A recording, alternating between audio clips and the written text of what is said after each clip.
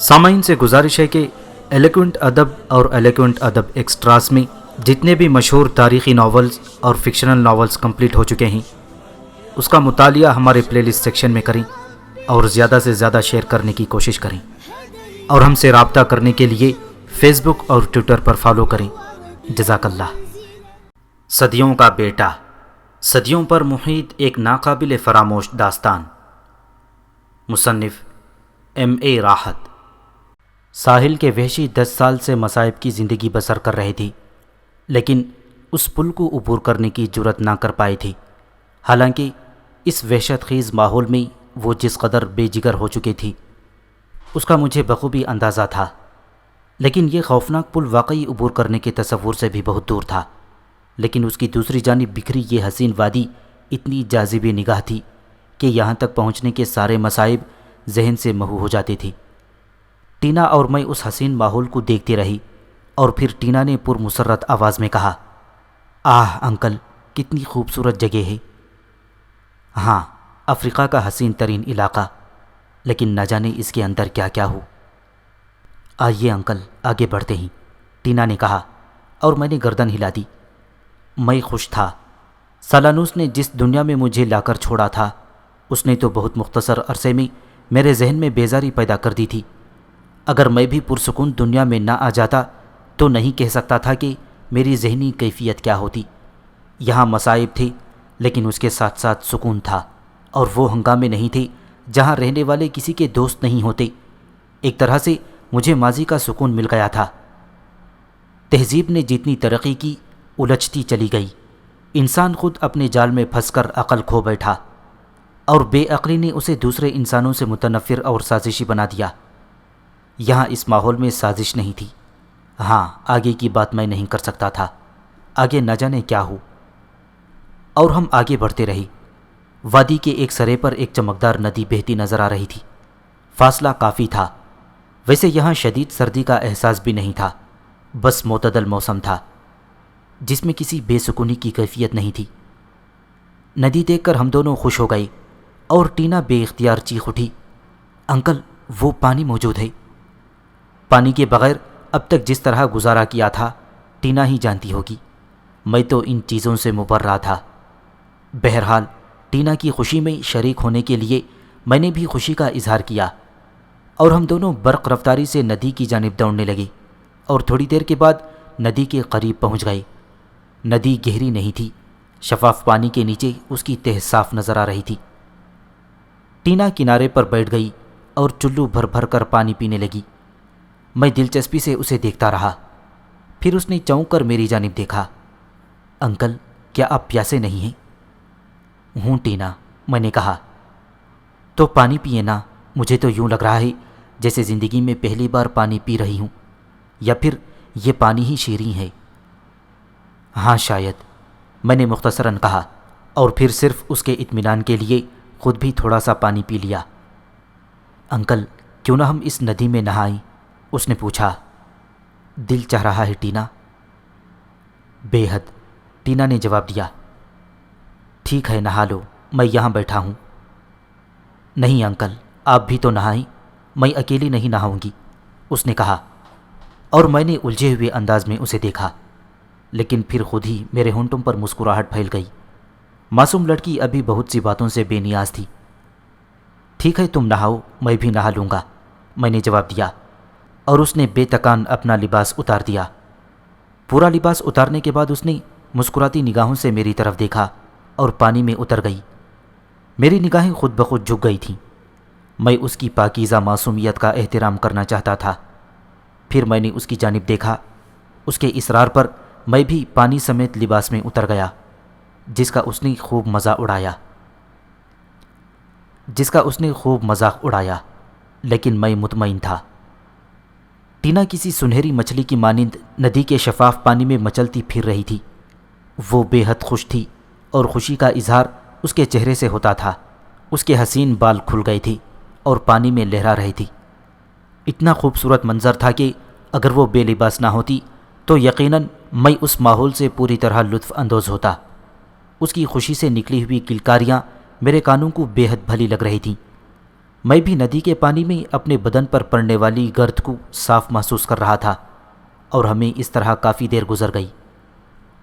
اس دوران کنارے کی طرف ایک دفعہ بھی ذہن نہیں گیا تھا، کوئی احساس ہی نہیں ہوا تھا اور نہ ہی اس کی ضرورت پیش آئی تھی، لیکن یوں ہی بے مقصد میں نے پانی میں نگاہیں ڈالی تو اچانک مجھے احساس ہوا کہ کچھ سائے پانی کے لہروں پر رقصاں ہیں۔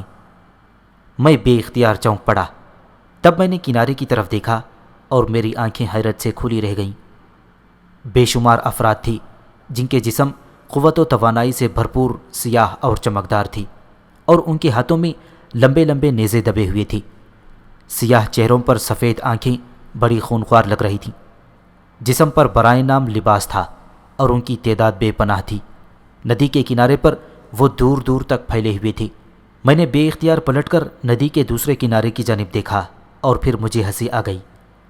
یہ کنارہ بھی انہی سیاہ فاموں سے اسی طرح بھرا ہوا تھا، گویا انہوں نے ہمیں دونوں طرف سے گھیر لیا تھا۔ ٹینا کی نگاہ ابھی ان پر نہیں پڑی تھی۔ وہ اب ندی کی شفاف تہہ میں خوبصورت پتھر تلاش کر رہی تھی۔ کئی پتھر اس کی مٹھی میں دبے ہوئے تھے۔ پانی اتنا پرسکون اور آہستہ آہستہ بہنے والا تھا کہ بدن کو کوئی قوت صرف کرنا نہیں پڑتی تھی، جس کی بنا پر ٹینا کا دل شاید ندی سے نکلنے کو نہیں چاہتا تھا۔ لیکن اب صورتحال بدل گئی تھی۔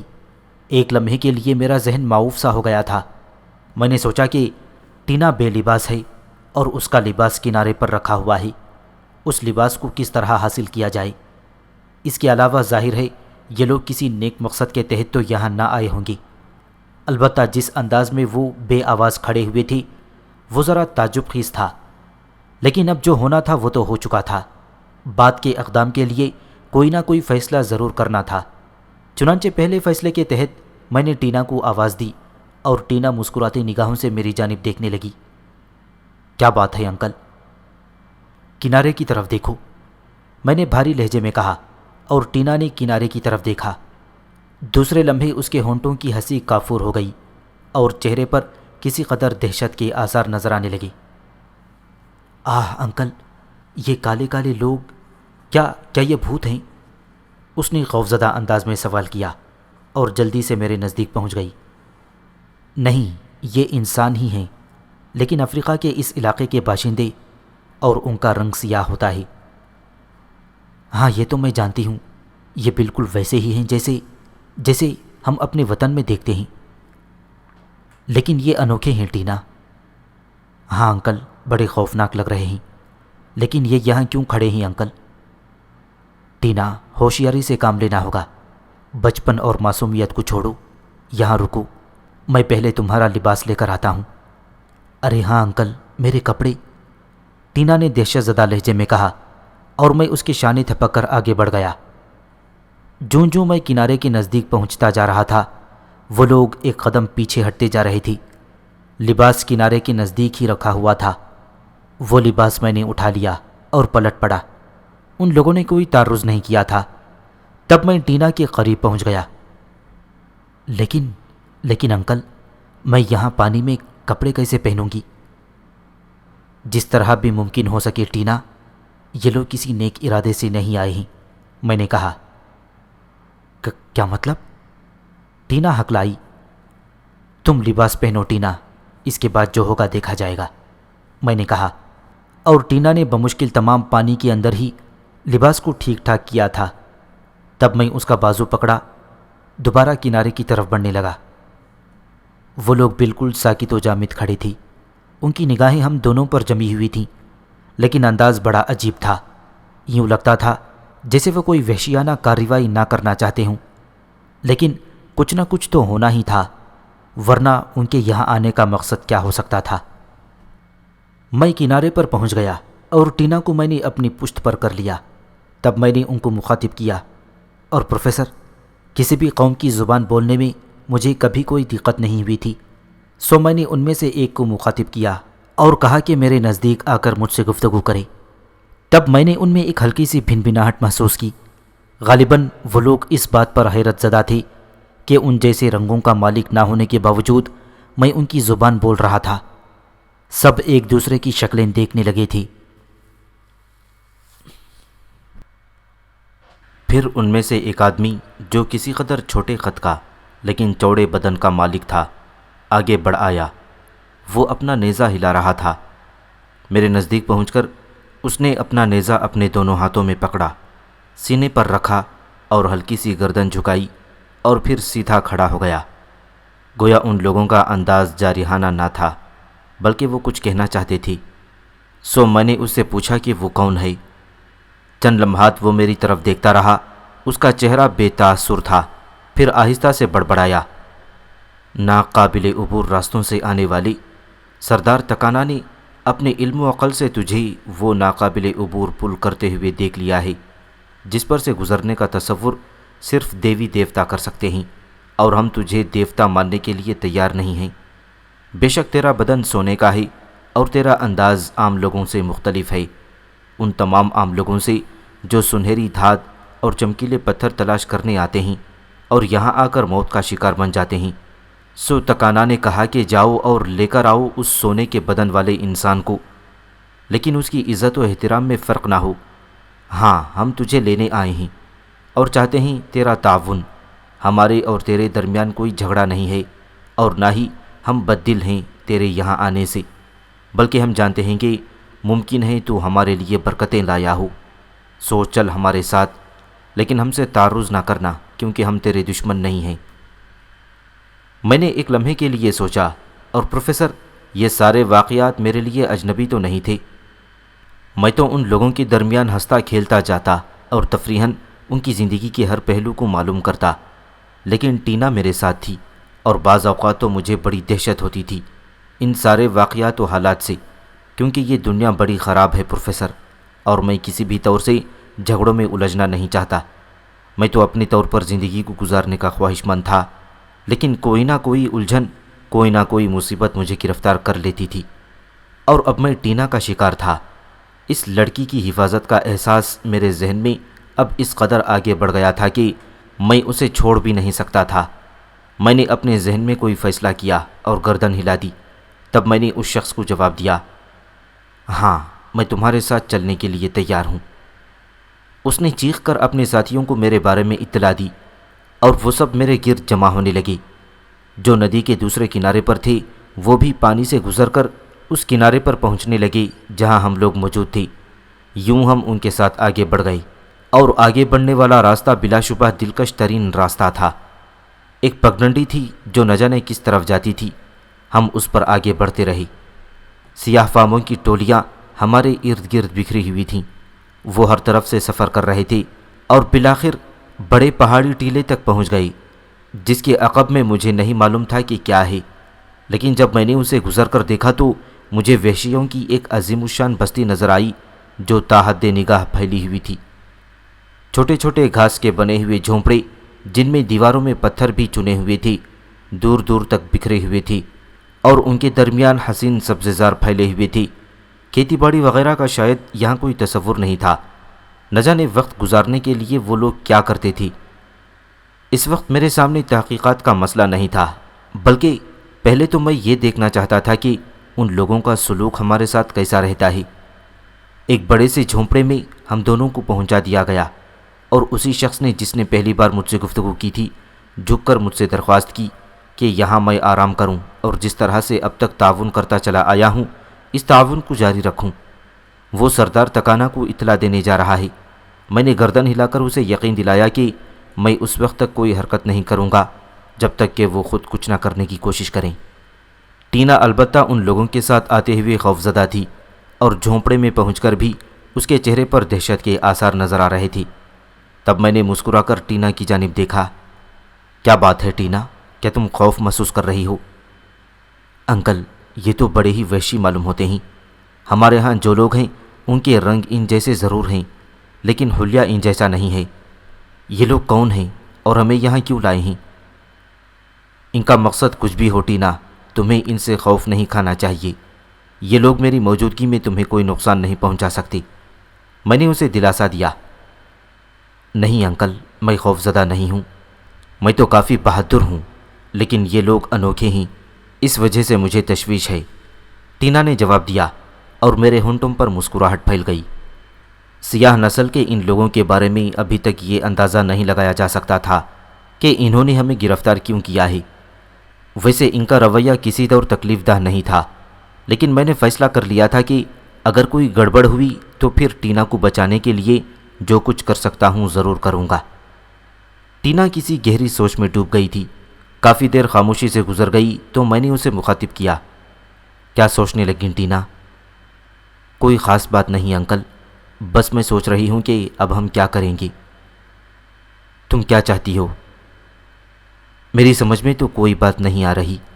میں آپ کے ساتھ خوش ہوں۔ آپ اتنے اچھے ہیں کہ میں سوچتی ہوں آپ اتنے اچھے کیوں ہیں۔ بس مجھے یہ سب کچھ اچھا نہیں لگ رہا ہے۔ اس کے بجائے اگر ہم کسی شہر میں ہوتے تو بہت مزہ آتا۔ ہم یہاں سے شہر جانے کی کوشش کریں گے ٹینا، تمہیں فکر مند نہیں ہونا چاہیے، میں نے کہا۔ اور اسی وقت چند حبشی ہماری رہائش گاہ میں آ گئے، لیکن ان کے ہاتھوں میں ہمارے لیے کھانے پینے کی چیزیں تھیں۔ ان چیزوں کو دیکھ کر میں ان لوگوں کے بارے میں اندازہ قائم کرنے کی کوشش کرنے لگا۔ یہ ساری چیزیں میرے لیے اجنبی نہیں تھیں۔ بارہا میں ایسے حالات سے گزر چکا تھا۔ میں نہیں جانتا تھا کہ ان وحشیوں کا طرز زندگی کیا ہے، لیکن اب تک کے رویے سے اتنا اندازہ ضرور ہو گیا تھا کہ ضرورت سے زیادہ وحشی نہیں ہیں اور شرافت کے نام سے آشنا ضرور ہیں۔ سورج ڈھلے چند وحشی میرے پاس آ گئے، اور چونکہ انہیں یہ بات معلوم ہو چکی تھی کہ ان کی زبان بول سکتا ہوں، چنانچہ ان میں سے ایک نے تکانا کا پیغام مجھے پہنچا دیا۔ سردار تکانا تم سے ملاقات کا خواہش مند ہے اور اس نے تمہیں طلب کیا ہے۔ لڑکی بھی میرے ساتھ جائے گی؟ میں نے پوچھا۔ اس نے اس بارے میں ہمیں کوئی ہدایت نہیں دی، یہ تمہاری مرضی پر منحصر ہے، اس نے جواب دیا۔ بہرحال میں نے ٹینا کو ساتھ لیا اور جھونپڑوں کے درمیان سے گزرتے ہوئے ہم سردار کے جھونپڑے کے سامنے پہنچ گئے، جس کے سامنے ایک وسیع و عریض احاطہ موجود تھا۔ اس احاطے میں ایک پتھر پر ایک قوی ہیکل سیاہ فام موجود تھا، جو بڑھاپے کی حدود میں داخل ہو چکا تھا، لیکن جس کی بدنما آنکھوں سے تجربہ جھانکتا تھا۔ اس نے سر سے پاؤں تک مجھے دیکھا اور پھر گردن ہلائی۔ تم اس ناقابل عبور راستے سے آئے ہو جو موت کا راستہ ہے اور جسے عبور کرنے کی ہر کوشش موت ثابت ہوتی ہے، لیکن تمہارا بدن سنہرا ہے اور تمہارے نقوش اجنبی، سو کیا تم انسان سے بڑھ کر کچھ ہو؟ اگر ایسی کوئی بات ہے تو ہمیں آگاہ کرو تاکہ ہم تمہارا احترام تمہارے شایان نشان کریں، سردار نے کہا۔ اپنے بارے میں بتانے سے پہلے میں تمہارے بارے میں جاننا چاہتا ہوں، میں نے کہا۔ حالانکہ یہ مناسب نہیں ہے، لیکن چونکہ تم مختلف ہو اس لیے میں تیار ہوں۔ تمہارا نام تکانا ہے؟ میں نے پوچھا۔ ہاں، تمہیں دوسروں نے بتایا ہوگا۔ اپنی بستی میں آ جانے والے اجنبیوں کے ساتھ تم کیا سلوک کرتے ہو؟ میں نے پوچھا۔ ہم انہیں قبول نہیں کرتے۔ اول تو اس راستے سے اس سے قبل کوئی نہیں آیا۔ ہاں، دوسرے راستوں سے لوگ کبھی کبھی آ جاتے ہیں، اور یہ وہ لوگ ہوتے ہیں جو پہاڑوں کی سنہری دھات یا چمکدار پتھروں کے پجاری ہوتے ہیں۔ ان کے حصول کے لیے وہ زندگی کی پرواہ نہیں کرتے، لیکن وہ لوگ گندے خیالات کے مالک ہوتے ہیں۔ بہت پہلے ہمیں ان کی آمد پر اعتراض نہیں تھا، ہم ان سے تعاون کرتے تھے، لیکن پھر ان کی چند باتوں نے ہمیں تکلیف پہنچائی۔ وہ ہم میں شامل ہو جاتے، ہماری لڑکیوں کو بہکاتے اور پھر انہیں چھوڑ کر چلے جاتے۔ مقصد صرف سنہری دھات اور چمکدار پتھروں کا حصول ہوتا۔ ہمارے بہت سے لوگ ان کی وجہ سے موت کا شکار ہوئے۔ تب ہریکا نے ان کے داخلے کی ممانعت کر دی۔ اس نے کہا کہ سنہری دھات کے لیے آنے والوں کو ہلاک کر دیا جائے۔ تب سے ہم اسی اصول پر پابند ہیں، سو یہی سوال ہم تم سے کریں گے۔ مثلاً، میں نے پوچھا، کیا تم بھی سنہری دھات کی تلاش میں آئے ہو؟ نہیں۔ کیا تم سچ بول رہے ہو؟ ہاں۔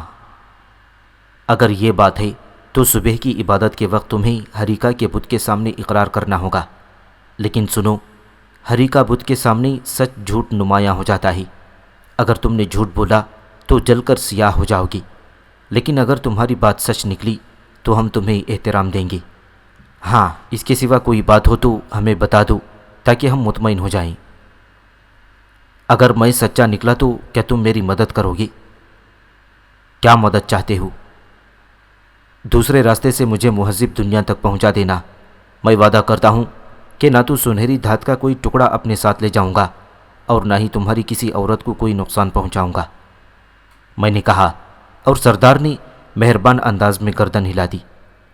میں وعدہ کرتا ہوں کہ اگر تم سچے نکلے تو میں تمہاری پوری مدد کروں گا۔ شکریہ سردار، میں نے ممنونیت سے کہا، اور سچی بات بھی یہی تھی پروفیسر۔ میں تو ان لوگوں ہی میں رک جاتا، لیکن ٹینا کا کیا ہوتا؟ یہ لڑکی خواہ مخواہ ہی گلے پڑ گئی تھی، اور اس کی وجہ سے بہت ہی مشکلات میرے سامنے آ کھڑی ہوئی تھیں۔ اس وقت تک تمہیں کوئی تکلیف کا سامنا نہیں کرنا پڑے گا۔ جس جگہ تمہیں ٹھہرایا گیا ہے وہاں تمہیں کوئی تکلیف تو نہیں ہے؟ قطعی نہیں، میں نے کہا۔ ٹھیک ہے، تم آرام کرو، کسی بھی ضرورت کو بیان کر سکتے ہو، سردار نے کہا۔ میں تم سے مزید کچھ معلومات چاہتا ہوں سردار۔ ہاں پوچھو۔ خود تمہارا طرز زندگی کیا ہے؟ تمہارے قبیلے کا کوئی نام ہے؟ یہاں ان اطراف میں دوسرے قبائل بھی آباد ہوں گے، میں نے پوچھا۔ ہم سب ہریکا کہلاتے ہیں اور یہی ہمارے قبیلے کا نام ہے۔ دیوی ہریکا ہماری نگران و محافظ ہے، اس کا جادو سب سے عظیم ہے۔ ہاں، وہ لوگ جو اپنا جادو آزمانے میں ہریکا کے مجرم ہوتے ہیں، ایسے مجرموں کو دیوی چھوٹ دیتی ہے اور انہیں 1000 راتیں دی جاتی ہیں۔ ان 1000 راتوں میں وہ اپنے جادو کی زندگی کے لیے آزاد ہوتے ہیں، لیکن ان کے خاتمے کے بعد انہیں پتھر بنا دیا جاتا ہے اور پھر وہ ہمیشہ پتھر کے بنے رہتے ہیں۔ دیکھ سکتے ہیں، سوچ سکتے ہیں، بھوک پیاس بھی لگتی ہے انہیں، لیکن نہ وہ مر سکتے ہیں نہ جنبش کر سکتے ہیں۔ اس لیے بہت کم لوگ ایسے ہوتے ہیں جو اپنا جادو دیوی پر حاوی کرتے ہیں۔ کبھی کبھی کوئی ایسا سرپھرا نکل آتا ہے اور وہ بستیوں کے لیے مصیبت بن جاتا ہے، جیسے ترشال۔ سردار کے چہرے پر فکر مندی کے آثار نظر آنے لگے۔ میں بغور اسے دیکھ رہا تھا۔ ترشال کون ہے؟ میں نے دلچسپی سے پوچھا۔ یہ قصے تو میری روح کی غذا تھے، اور جتنا لطف مجھے ان داستانوں میں آتا تھا اور کہیں نہیں آتا تھا۔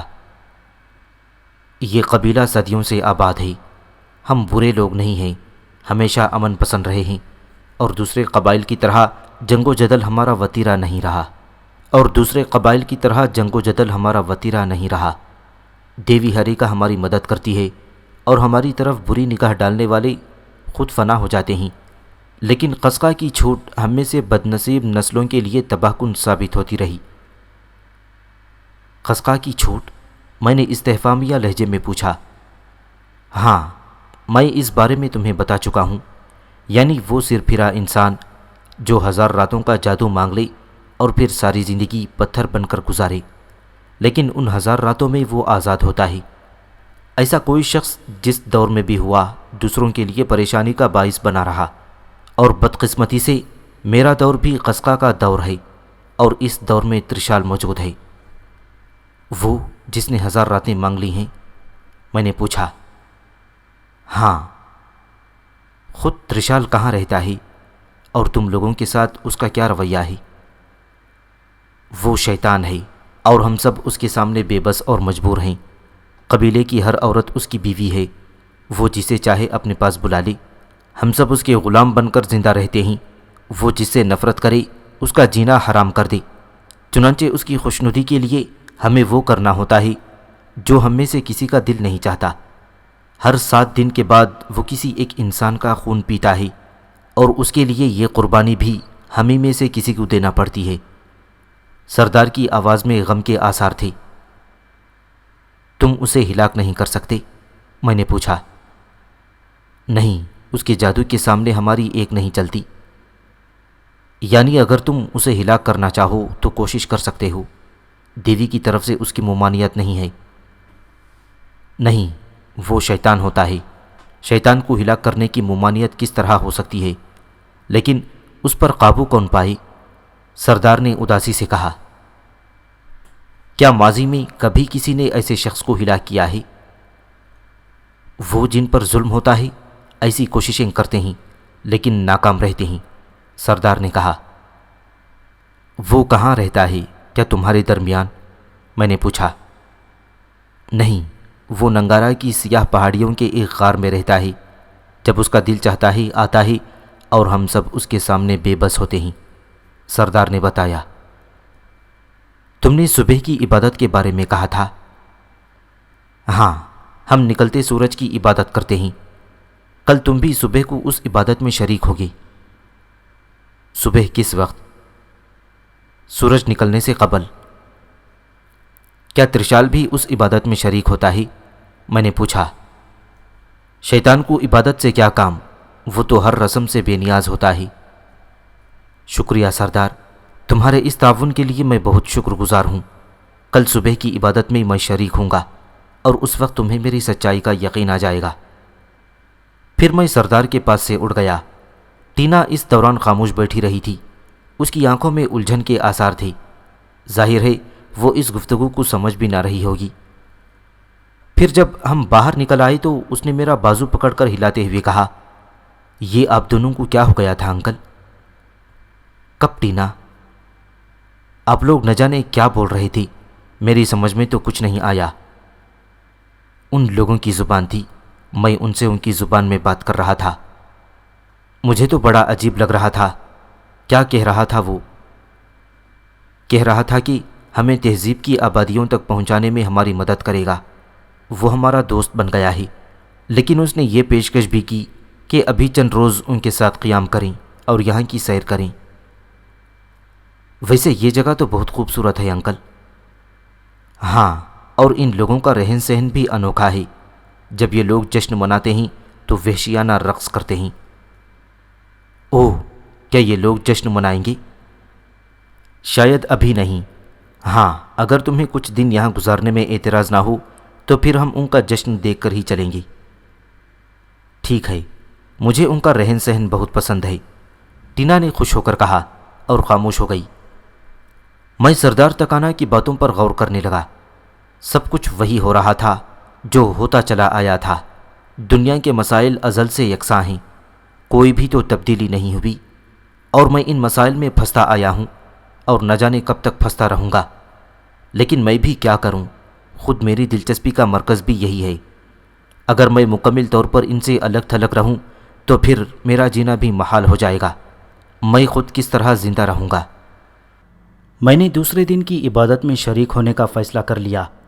پہلے تو سوچا کہ ان کی عبادت میں تنہا ہی جاؤں، لیکن ٹینا کو اس جھونپڑے میں تنہا چھوڑنا مناسب نہیں تھا، اور پھر ممکن ہے وہ بھی اس انوکھی عبادت سے لطف اندوز ہو۔ لیکن سورج نکلنے سے قبل جب میں نے ٹینا کو جگانے کی کوشش کی تو وہ نہیں جاگی، وہ گہری نیند سو رہی تھی۔ تب میں خود ہی باہر نکل آیا۔ عبادت گاہ کے بارے میں نے تفصیل نہیں پوچھی تھی، لیکن مجھے اس کے بارے میں جاننے میں دقت نہیں ہوئی تھی۔ ایک سیاہ فام کو میں نے شانے سے پکڑ کر روک لیا تھا۔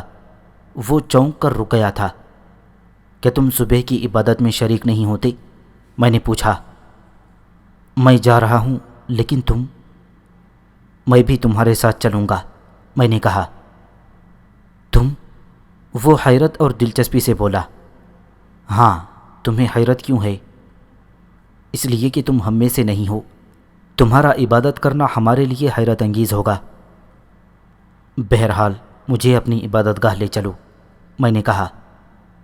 آؤ، چلو میرے ساتھ آؤ، اس نے کہا، اور میں اس کے ساتھ چل پڑا۔ اس کا رخ جھونپڑیوں کے عقبی میدان کی طرف تھا۔ میں اس میدان کی دوسری سمت سے آیا ہوا تھا، اس لیے یہ عقبی حصہ ابھی تک میری نگاہوں سے پوشیدہ تھا۔ نیم تاریکی میں یہ ماحول بے حد دلکش اور پراسرار لگ رہا تھا۔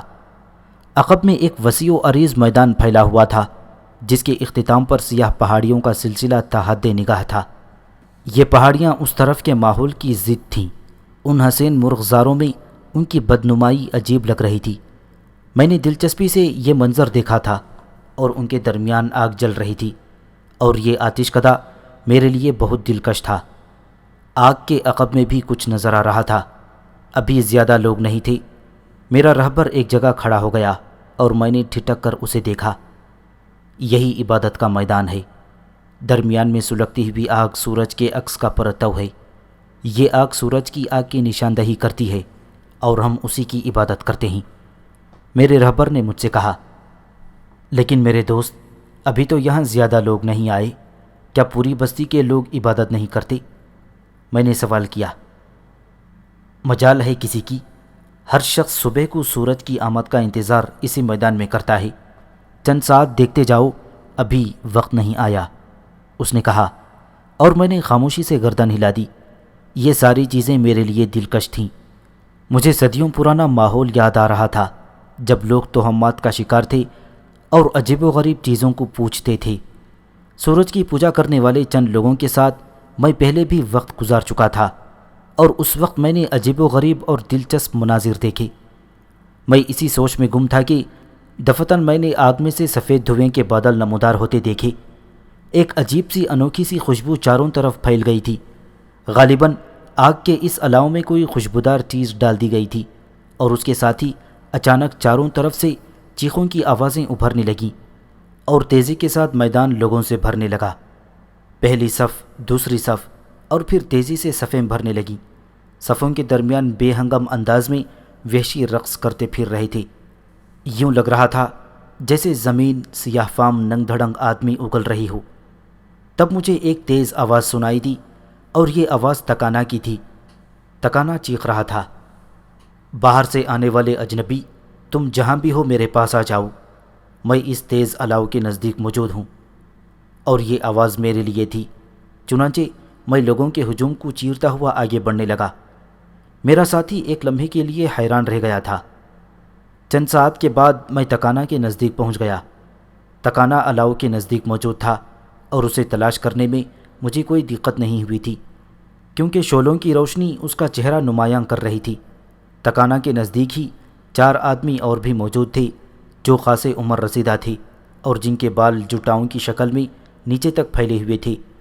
بدن ان کے بھی ننگ دھڑنگ تھے، اور ان کے بدنوں پر عجیب و غریب قسم کے نقش و نگار بنے ہوئے تھے. ایسے نقش و نگار جو میں اس سے پہلے بھی لوگوں کو آرائش بدن کے لیے بناتے ہوئے دیکھ چکا تھا. سردار تکانا مجھے اپنے بالکل قریب بلا لیا، اور تب میں نے پہلی بار اس عجیب و غریب مجسمے کو دیکھا جو خاصا طویل و عریض تھا. سیاہ رنگ کے پتھر سے تراشی ہوئی یہ دیوی عجیب و غریب قد و قال کی مالک تھی. انتہائی بھونڈے قد و قال تھے، اور باقی بدن کو نسوانی روپ دینے کی ناکام کوشش کی گئی تھی. بہر صورت یہ دیوی ہریکا تھی جس کے سامنے مجھے مقدس قسم کھانی تھی. بہرحال میں تکانا کے نزدیک کھڑا ہو گیا.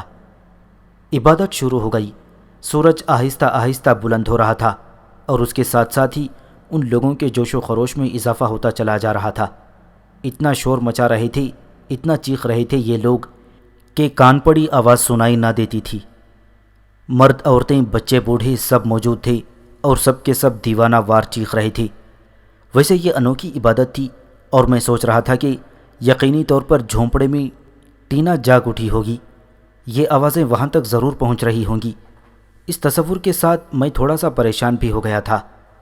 بہر صورت لوگوں کے اس ہجوم سے نکلنا آسان بات نہیں تھی. یوں بھی میں نے تکانا کو مطمئن کرنے کا وعدہ کیا ہوا تھا. چنانچہ میں خاموشی سے ان لوگوں کی عبادت دیکھتا رہا.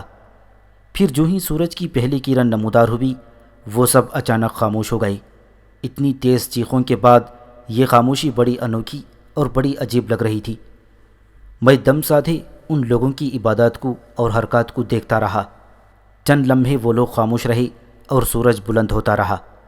پھر جب سورج نے سر ابھارا تو وہ سب مطمئن ہو گئے، گویا عبادت ختم ہو گئی تھی.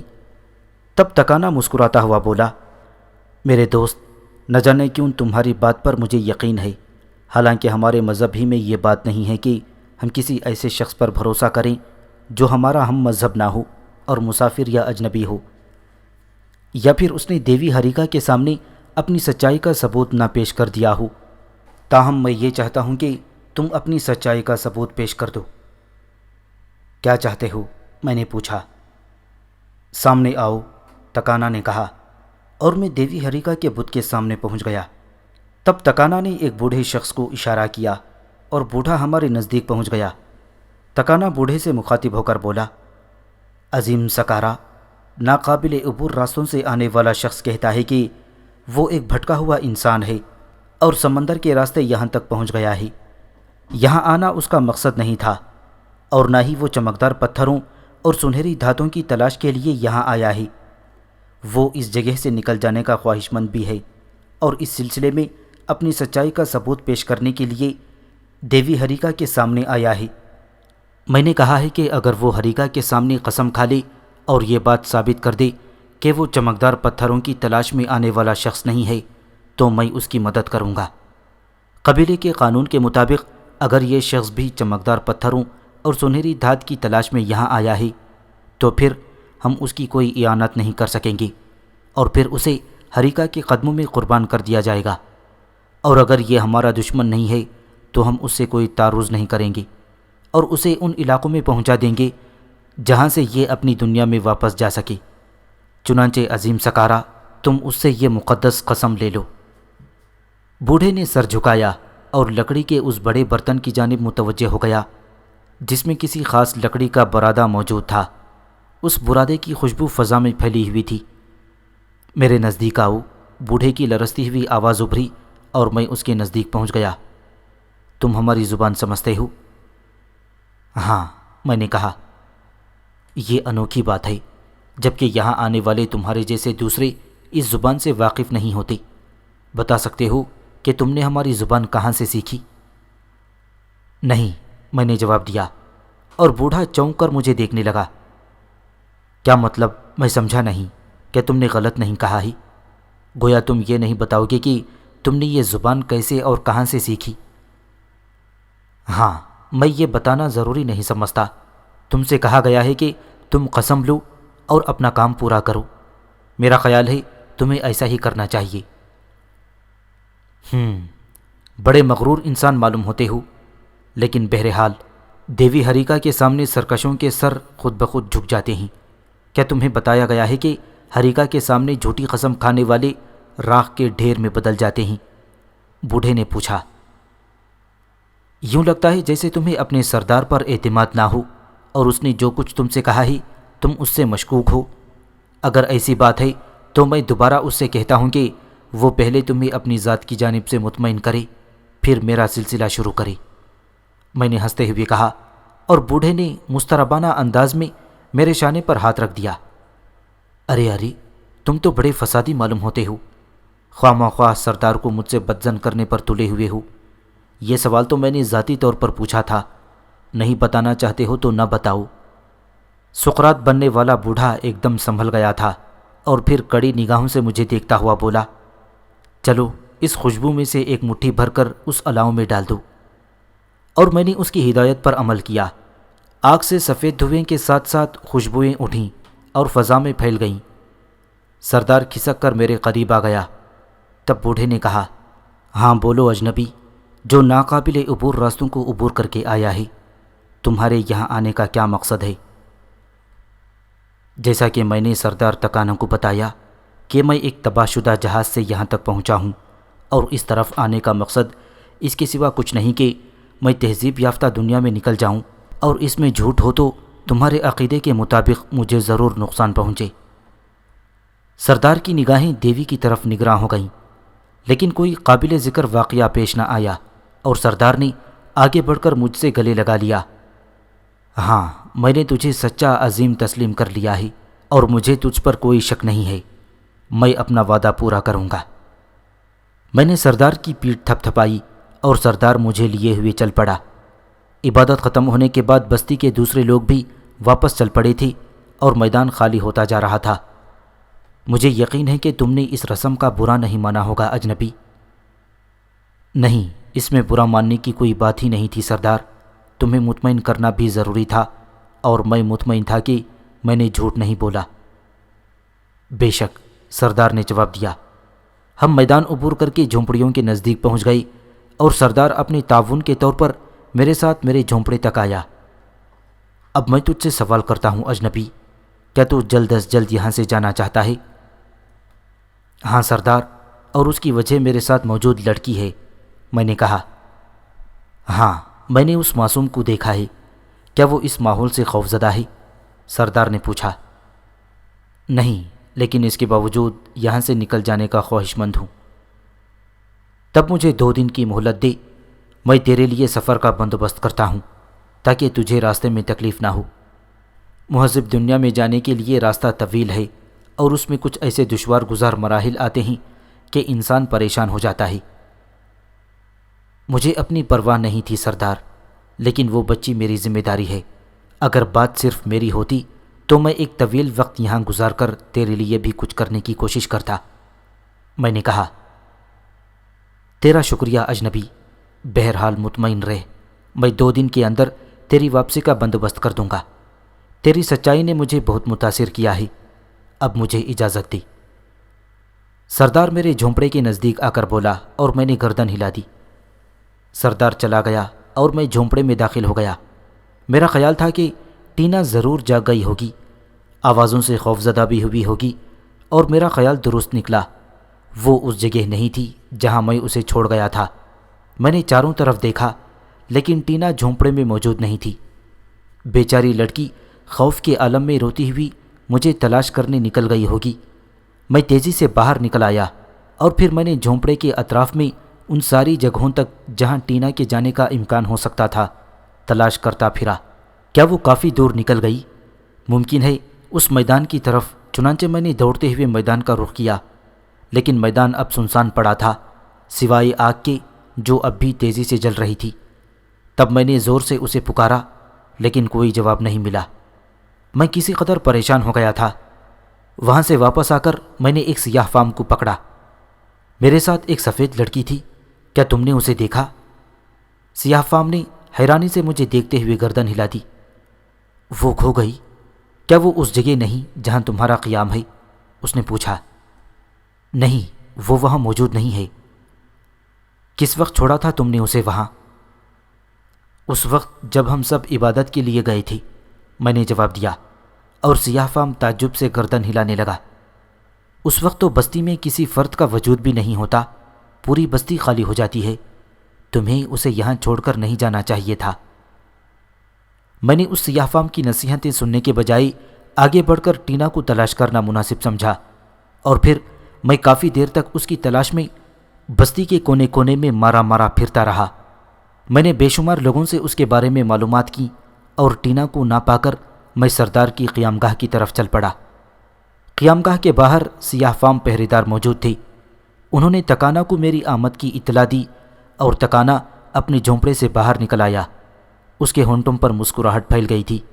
تب اس نے سادگی سے پوچھا، کیا میں کسی خاص کام سے اس کے پاس آیا ہوں؟ ہاں تکانا، میرے جھونپڑے سے وہ بچی غائب ہے جو میرے ساتھ تھی۔ کیا مطلب؟ تکانا کئی قدم آگے بڑھ گیا۔ وہ میرے جھونپڑے میں موجود نہیں ہے، میں نے کہا۔ کہاں گئی اور کب؟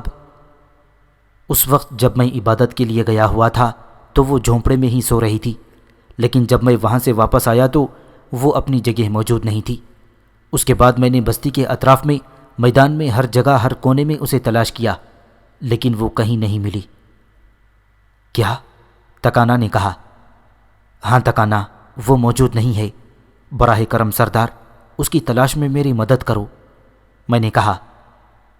یقیناً یقیناً، یہ تمہارے کہنے کی بات نہیں ہے، تکانا نے جواب دیا، اور پھر وہ تیزی سے آگے بڑھ گیا۔ تکانا نے چند افراد کو جمع کیا اور انہیں مختلف ہدایات دیں۔ اس نے ان سے کہا کہ بستی کا ہر فرد بچی کو تلاش کرے، بلکہ ہر جھونپڑے میں، ہر جگہ اس بستی کے اطراف میں دور دور تک نکل جائے اور بچی کو تلاش کرے۔ بچی ہر حالت میں چند گھنٹوں کے اندر اندر مل جانی چاہیے۔ لوگوں نے سردار تکانا کی ہدایت سنی اور چاروں طرف دوڑ گئے۔ میرے انداز میں کچھ پریشانی پیدا ہو گئی تھی۔ میرے ذہن میں یہ بھی تھا کہ ٹینا کے ساتھ کوئی حادثہ پیش آیا ہے، یا وہ خوفزدہ ہو کر کہیں چھپ گئی ہے۔ بہر صورت یہ لوگ اسے تلاش کرنے کے لیے گئے تھے۔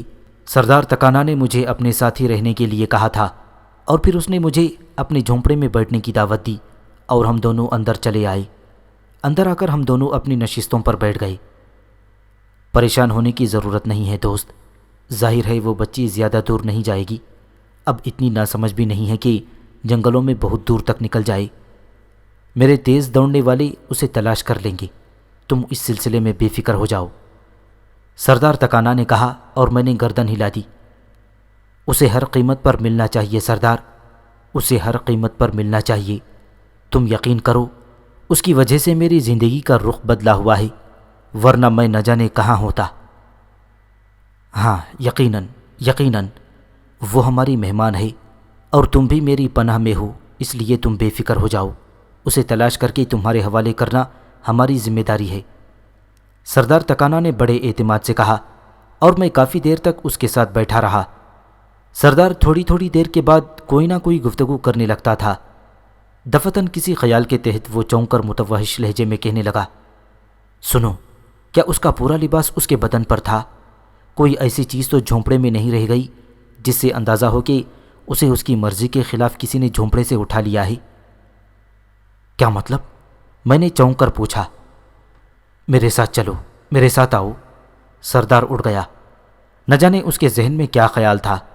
بہرحال وہ میرے ساتھ میرے جھونپڑے کی طرف چل پڑا۔ تب اس نے جھونپڑے کے اندر داخل ہو کر دیکھا اور ایک لمحے کے لیے ساکت رہ گیا۔ یہ کیا ہوا؟ اس نے عجیب سے انداز میں کہا، اور میں پریشان کن نگاہوں سے اس کی صورت دیکھنے لگا۔ کیا ہوا سردار؟ کوئی خاص بات تمہارے ذہن میں آئی ہے؟ میں نے پوچھا۔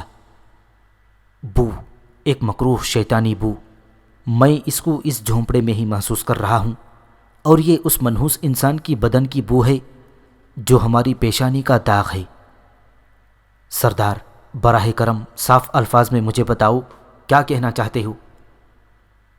ترشال، وہ جہاں جاتا ہے اس کے بدن کی بو وہاں رہ جاتی ہے، اور دیر تک یہ بو فضا میں پھیلی رہتی ہے۔ بڑا ہی ناپاک انسان ہے۔ تو تمہارا مطلب ہے وہ اس جھونپڑے میں آیا تھا؟ میں نے خونخوار لہجے میں پوچھا۔ میرے دوست، اگر میرا تجربہ غلط نہیں ہے، لیکن ٹھہرو، میں ایک شخص کو بلاتا ہوں، وہ اس بات کی صحیح نشاندہی کر سکے گا۔ سردار تکانا نے کہا اور باہر نکل گیا۔ پھر اس نے کسی سیاہ فام کو کسی کو بلانے کے لیے کہا، اور چند ساعت کے بعد وہی بوڑھا جسے سکارا کہہ کر مخاطب کیا گیا تھا جھونپڑے میں موجود تھا۔ بوڑھے نے جھونپڑے میں قدم رکھا اور ٹھٹک گیا۔ تکانا، ترشال کی بو محسوس ہو رہی ہے، اس نے لرزتی ہوئی آواز میں کہا، اور سردار نے دونوں ہاتھوں سے اپنا سر پکڑ لیا۔ میں خاموشی سے ان دونوں کو دیکھ رہا تھا۔ پھر میں نے آگے بڑھ کر پوچھا، تم دونوں کا کیا خیال ہے؟ براہ کرم مجھے بھی بتاؤ۔ یہ قطعی اتفاق ہے کہ میں نے تمہیں شیطان صفت ترشال کے بارے میں بتایا تھا میرے دوست۔ ہمارا خیال ہے کہ لڑکی کو ترشال لے گیا ہے۔ لیکن کیوں؟ میں نے گرجدار آواز میں پوچھا۔ کیا کہا جا سکتا ہے اس شیطان کے بارے میں، لیکن اس منحوس نے بہت بری حرکت کی۔ سکارا، بتاؤ اب کیا کیا جائے؟ سردار نے بوڑھے سے پوچھا۔ ہم سب اس کے سامنے بے بس ہیں، کوئی کیا کر سکتا ہے؟ بوڑھے نے لاچاری کا مظاہرہ کیا۔ وہ کہاں ملے گا سردار؟ ترشال کے بارے میں پوچھ رہے ہو؟ ہاں، اس منحوس کا ٹھکانہ انہی سیاہ پہاڑیوں میں ہے جنہیں تم نے عبادت گاہ کے آخری سرے پر دیکھا ہوگا، لیکن ان میں اس کا ٹھکانہ تلاش کرنا ممکن نہیں، وہ خود ہی نظر آتا ہے، کوئی اسے تلاش نہیں کر سکتا۔ لڑکی تو ضرور ملنا چاہیے سردار، یہ سب کچھ اصول مہمان نوازی کے خلاف ہے۔ میں پرامن ہوں اور پرامن رہنا چاہتا ہوں، لیکن اگر لڑکی کو کوئی نقصان پہنچا تو میں پرامن نہیں رہ سکوں گا۔ میں نے کہا، یقین کرو میرے دوست، میں شرمندہ ہوں، میں نے یہاں ترشال کی بو محسوس کی ہے، اس لیے ہمارا خیال اس طرف گیا ہے۔ اگر اس کے علاوہ کسی اور نے یہ حرکت کی ہے تو میں تمہارا مجرم تمہارے حوالے کر دوں گا، تم اس کی گردن اتار دینا، کوئی چو بھی نہیں کر سکے گا۔ لیکن ترشال، اگر تم اس موذی سے ہمیں بھی نجات دلا سکے تو ہم تمہیں نجات دہندہ کہیں گے۔ میں نے کوئی جواب نہیں دیا۔ میں ٹینا کو ایسے مصائب سے بچا کر لایا تھا جن میں موت یقینی تھی۔ یہاں آ کر میں اسے کھونا نہیں چاہتا تھا، اور اگر ٹینا نہ ملی تو پھر میں نہیں کہہ سکتا تھا کہ ان لوگوں کے ساتھ میرا کیا رویہ ہو، میں نہیں کہہ سکتا تھا۔ سردار سچا انسان تھا، مجھے اس کی نیت میں کھوٹ نظر نہیں آیا تھا، لیکن یہ تو کوئی بات نہیں ہوئی۔ میں اپنے اوپر بھی غصہ کر رہا تھا، میں نے اسے یہاں چھوڑ ہی کیوں دیا؟ بہرحال میں ٹینا کے لیے سخت پریشان تھا، اور پھر میں نے سردار سے کہا، مجھے ہتھیار چاہیے سردار۔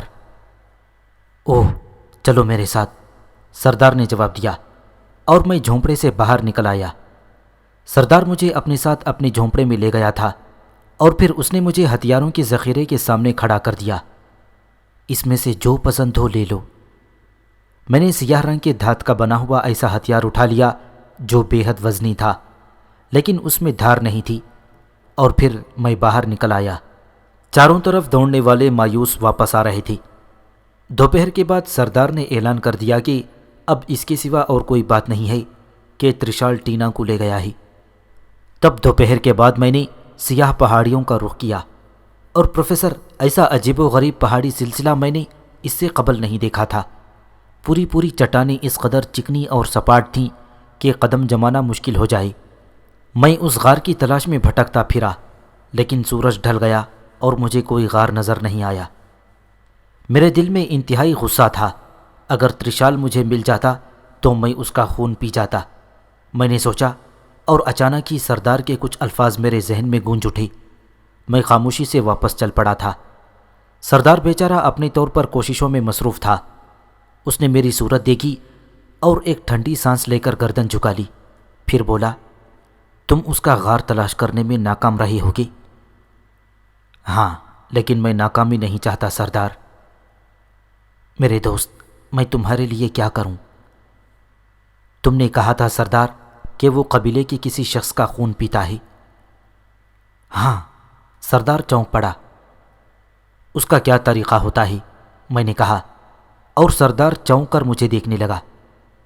بس ڈوبتے چاند کی رات کو ایک نوجوان کو خوشبوؤں میں بسا کر سیاہ پہاڑیوں میں ایک مخصوص مقام پر بھیج دیا جاتا ہے، اور اس کے بعد اس کی خون سے نچڑی ہوئی لاش وہاں سے اٹھا لی جاتی ہے۔ کتنے دن باقی ہیں اس رات میں؟ صرف چند روز، لیکن کیوں؟ اس بار تم مجھے بھیجو سردار، میں اس کا سامنا کرنا چاہتا ہوں، میں نے کہا، اور سردار کسی سوچ میں گم ہو گیا۔ اس کے چہرے پر حزن و ملال کے آثار نظر آ رہے تھے۔ تب میں واپس اپنی جھونپڑی کی طرف چل پڑا۔ میرا بدن غصے سے پھنک رہا تھا۔ پھر میں نے جھونپڑے میں قدم رکھا اور ایک دم اچھل پڑا۔ ٹینا جھونپڑے میں موجود تھی۔ اس کی پشت میری جانب تھی، اور وہ نہ جانے زمین پر کیا دیکھ رہی تھی۔ ٹینا، میں بے اختیار اس کی جانب لپکا، اور میری آواز پر اس نے چونک کر گردن گھمائی۔ لیکن یہ ٹینا تھی۔ میں اپنی جگہ ساکت رہ گیا تھا۔ ٹینا کی آنکھیں معمول سے کئی گنا بڑھ گئی تھیں۔ اس کے جبڑے لٹکے ہوئے تھے اور سرخ دانت نظر آ رہے تھے۔ یوں لگتا تھا جیسے اس نے کسی کا خون پیا ہو۔ خون کے قطرے اس کے ہونٹوں کے نیچے ٹھوڑی پر بھی جمے ہوئے تھے۔ میں ششدر رہ گیا تھا۔ ٹینا کی یہ بھیانک شکل میرے لیے اجنبی تھی۔ کافی دیر تک میرے منہ سے کوئی آواز نہ نکل سکی، اور ٹینا مجھے عجیب نگاہوں سے دیکھتی ہوئی مسکراتی رہی۔ ان نگاہوں میں پروفیسر بچپن کی وہ معصومیت نہیں تھی جو ٹینا کی عمر کے ساتھ ساتھ تھی۔ ان نگاہوں میں ایسی کیفیت تھی جیسے کوئی بھوکی عورت، کوئی جنس زدہ لڑکی۔ تب وہ چند قدم آگے بڑھی اور میرے نزدیک پہنچ گئی۔ پھر اس کے ہاتھ میرے سینے کی جانب بڑھ گئے۔ رک کیوں گئے؟ آؤ، آگے بڑھو۔ آؤ نا، مجھے آغوش میں لے لو۔ آؤ، میں ترس رہی ہوں۔ آؤ، اس نے بڑی مکروہ آواز میں کہا، اور میری کمر میں ہاتھ ڈالنے کی کوشش کی۔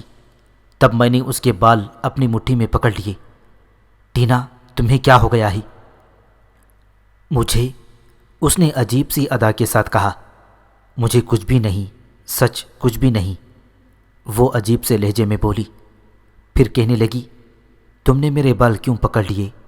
آؤ میرے نزدیک آؤ، مجھے سینے سے لگاؤ۔ آؤ، مجھے اپنے قریب کر لو۔ آؤ نا، اس نے ایک بار پھر کہا، اور میں دہشت زدہ سا پیچھے ہٹنے لگا۔ یہ عجیب و غریب آواز میرے ہوش و حواس گم کیے دے رہی تھی۔ جھونپڑے کے ایک کونے سے دوسرے کونے تک چکر لگاتا رہا، اور پھر کوئی چارہ نہ پا کر وہیں بیٹھ گیا۔ ٹینا دونوں ہاتھوں میں منہ چھپائے رو رہی تھی۔ میں خونخوار نگاہوں سے اسے دیکھتا رہا، اور پھر میرے ذہن میں ایک اور خیال آیا، بھلا اس میں ٹینا کا کیا قصور؟ یقینی طور پر اس شیطان کا کارنامہ ہے۔ گردن اٹھاؤ، میں نے بھاری آواز میں کہا، اور ٹینا نے گردن اٹھا کر مجھے دیکھا، لیکن اس بار اس کا چہرہ معتدل تھا۔ پہلے جیسی کوئی کیفیت نہیں تھی۔ نقش و نگار بھی معصومیت سے پر نظر آ رہی تھی۔ میں نے اسے آواز دی، ٹینا۔ انکل، وہ آہستہ سے بولی، انداز سسکی لینے کا سا تھا۔ اوہ ٹینا، تم ٹھیک ہو؟ میں نے پوچھا۔ آپ مجھے چھوڑ کر کہاں چلے گئے تھے انکل؟ لوگ کتنی زور زور سے چیخ رہے تھی، مجھے ڈر لگ رہا تھا انکل، بتائیے آپ مجھے چھوڑ کر کہاں چلے گئے تھے؟ تمہاری طبیعت کیسی ہے ٹینا؟ میں نے ہمدردی سے پوچھا۔ ٹھیک ہوں انکل، اب تو آپ آ گئے ہیں۔ ہاں لیکن ٹینا تمہیں ڈر لگ رہا تھا؟ ہاں، بہت زور سے شور کی آوازیں آ رہی تھیں۔ پھر کیا ہوا ٹینا؟ پھر کیا ہوا؟ میں نے اسے غور سے دیکھتے ہوئے کہا اور تعجب سے مجھے دیکھنے لگی۔ پھر کچھ نہیں ہوا انکل، آپ آ گئے، اس نے معصومیت سے کہا، اور میں ایک گہری سانس لے کر خاموش ہو گیا۔ تھوڑی دیر تک میں کچھ سوچتا رہا، پھر میں نے ٹینا کا ہاتھ پکڑا اور باہر نکل آیا۔ میرا رخ سردار کے جھونپڑے کی طرف تھا۔ راستے میں لوگوں نے مجھ سے ٹینا کی بازیابی کے بارے میں پوچھا، لیکن میں نے کسی کو کوئی جواب نہیں دیا۔ تکانا نے ٹینا کو دیکھا تو اچھل پڑا۔ ارے یہ کہاں سے ملی؟ وہ خوشی سے بولا، لیکن دوسرے لمحے اس کے ہونٹ سکڑ گئے۔ اس کے انداز میں ایک پراسرار کیفیت نظر آنے لگی تھی، اور پھر آہستہ آہستہ ٹینا کے پاس آ گیا۔ اس کے انداز میں ایک پراسرار کیفیت نظر آنے لگی تھی، اور پھر وہ آہستہ آہستہ ٹینا کے پاس گیا۔ پھر اس نے مایوسی سے گردن ہلائی۔ میں بغور اس کی حرکات کا جائزہ لے رہا تھا۔ پھر سردار نے آگے بڑھ کر ٹینا کا لباس اوپر اٹھا دیا اور اس کے سینے کے درمیان جھک کر دیکھا۔ تب میں نے بھی دیکھا، ٹینا کے سینے کے عین درمیان میں ایک سیاہ نشان تھا، گول سیاہ نشان، اور سردار نے ایک ٹھنڈی سانس لے کر اس کا لباس درست کر دیا۔ یہ نشان کیسا ہے؟ میں نے پوچھا۔ ترشال کا نشان ہے، اب یہ لڑکی اس کی ملکیت ہے۔ کیا مطلب؟ یہ تمہیں کہاں سے ملی؟ سردار نے الٹا مجھ سے سوال کر دیا۔ جھونپڑے میں موجود تھی۔ سردار نے ایک گہری سانس لی۔ اس کمینہ صفت انسان نے اس کے بدن پر اپنا نشان بنا دیا ہے۔ اس کے بدن پر اب اس کی بو آ رہی ہے، یہ اس کی ملکیت ہے، اور اب وہ اس کے جوان ہونے کا انتظار کرے گا۔ قبیلے کی سب سے حسین لڑکی نماشا بھی اس کا شکار ہوئی تھی۔ کس طرح؟ مجھے بتاؤ تکانا، میں نے کہا۔ وہ نوخیز تھی، سب سے حسین تھی۔ ترشال اسے لے گیا، اور پھر اس نے اس پر اپنی مہر ثبت کر دی اور اسے قبیلے میں پرورش کے لیے چھوڑ دیا۔ تم نے اس لڑکی کے اندر کوئی تغیر تو نہیں پایا؟ ہاں، جس وقت میں پہاڑوں میں چکرانے کے بعد واپس اپنے جھونپڑے میں پہنچا تھا اور میں نے پہلی بار اسے دیکھا تھا تو اس کی شکل بالکل بدلی ہوئی تھی۔ ایسی مکروہ صورت تھی کہ مجھے دیکھ کر شدید حیرت ہوئی۔ اس کے علاوہ اس کے انداز میں بھی تبدیلی تھی، لیکن پھر آہستہ آہستہ اس کی یہ کیفیت ختم ہو گئی۔ بالکل وہی کیفیت، یہ 100% ترشال کا شکار ہے میرے دوست۔ وہ لڑکی جس کا میں تم سے تذکرہ کر رہا ہوں، اسی طرح اس کا شکار بنی تھی۔ جب وہ اس پر اپنی جادوئی قوتیں آزماتا تو عجیب و غریب ہو کر رہ جاتی۔ اس نے بستی کے کئی نوجوانوں کو ہلاک کر دیا تھا، اور اپنی کم سنی کے باوجود اس کے جذبات ایک بھرپور عورت کے جذبات ہوا کرتے تھے، وہ جذبات جن کی پذیرائی ممکن ہی نہیں تھی۔ یہ ترشال جیسے منحوس شخص کی کوشش ہے، سردار نے کہا۔ میں سخت پریشان ہو گیا تھا پروفیسر۔ دیر تک میں سوچتا رہا، پھر میں نے سردار سے کہا، لیکن اب کیا ہوگا سردار؟ کیا یہ ممکن نہیں ہے کہ تم فی الفور ہماری واپسی کا بندوبست کر دو؟ میں یہ کام کر سکتا ہوں، لیکن اپنے سر سے بلا ٹالنا مقصود نہیں ہے۔ تم کہو گے کہ میں نے تمہیں دھوکہ دیا ہے، سردار نے الجھے ہوئے انداز میں کہا۔ کیا مطلب؟ یہ جب تک ترشال کے سحر سے آزاد نہ ہوگی کہیں نہیں جائے گی۔ یہ کیسے ممکن ہے؟ میں نے پوچھا۔ مجھے حکم دو میرے دوست، میں وہی کروں گا جو تم کہو گی۔ میں اسے یہاں سے لے کر فوراً نکل جانا چاہتا ہوں۔ میری اس اطلاع کے باوجود؟ ہاں۔ تب تم یہاں رکو، میں بندوبست کیے دیتا ہوں۔ کاش تم اس طرح اس منحوس کے بھیانک جال سے نکل سکو، سردار نے کہا، اور پھر وہ باہر نکل گیا۔ میں نے پریشان نگاہوں سے ٹینا کو دیکھا، وہ اب پھر اتنی ہی معصوم نظر آ رہی تھی۔ ٹینا، میں نے اسے مخاطب کیا۔ ہاں انکل۔ کیا سوچ رہی ہو؟ آپ کچھ پریشان نظر آ رہے ہیں انکل۔ اوہ نہیں ٹینا بیٹے، میں اگر پریشان تھا تو صرف تمہارے لیے۔ تم ٹھیک ہو تو اب مجھے کوئی پریشانی نہیں ہے۔ انکل میں کچھ بیمار ہو گئی تھی کیا؟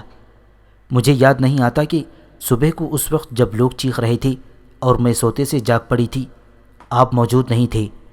اس کے بعد یہ شام کیسے ہو گئی انکل مجھے نہیں معلوم۔ انکل یہ شام کس طرح ہو گئی؟ مجھے دن بھر کے واقعات یاد کیوں نہیں رہے؟ کیا میں سو گئی تھی؟ اس نے پوچھا اور میں عجیب نگاہوں سے اسے دیکھتا رہا۔ ہاں ٹینا بیٹے تم سو گئی تھی، لیکن اب یہ بتاؤ کیا تم اس وقت سفر کے لیے تیار ہو؟ سفر؟ ٹینا نے تعجب سے پوچھا۔ ہاں سفر۔ لیکن کیوں انکل؟ کیا ہم یہاں سے جا رہے ہیں؟ لیکن اتنی جلدی کیوں انکل؟ بس ٹینا، سردار تکانا گھوڑوں کا بندوبست کرنے گیا ہے۔ ہم لوگ آج ہی ابھی اور اسی وقت یہ بستی چھوڑ دیں گے اور کہیں اور چلے جائیں گے، میں نے کہا، اور ٹینا میری جانب دیکھنے لگی۔ رات میں انکل؟ اس نے تعجب سے پوچھا۔ ہاں بیٹے رات میں۔ لیکن ہم کہاں جائیں گے؟ ان لوگوں کے رہنما سوار ہمیں کسی مخصوص مقام تک لے جائیں گے، وہاں سے ہم اپنی دنیا کی طرف نکل جائیں گے، میں نے کہا۔ انکل یہ تو میری دلی خواہش ہے۔ انکل کتنی دیر میں یہ لوگ ہمارے ساتھ چلیں گے؟ میرا خیال ہے تھوڑی دیر کے بعد، میں نے کہا، اور ٹینا مسرور نظر آنے لگی۔ اس کے چہرے پر وہی معصومیت تھی جو میں اس سے پہلے بھی دیکھتا رہا، لیکن میرے ذہن میں سردار کے کہے الفاظ کا خوف بھی باقی تھا، کہیں سردار کی بات سچ ہی نہ ثابت ہو جائے۔ بیچارہ سردار تکانا میرے ساتھ بھرپور تعاون کر رہا تھا، وہ مجھ سے کم پریشان نظر نہیں آتا تھا۔ 6 گھڑ سوار ہماری رہنمائی کے لیے تیار تھے، ان کے علاوہ 3 گھوڑے اور تھے جن میں سے 2 ہماری سواری کے لیے تھے اور 1 گھوڑے پر ضرورت کا سامان بار کیا گیا تھا۔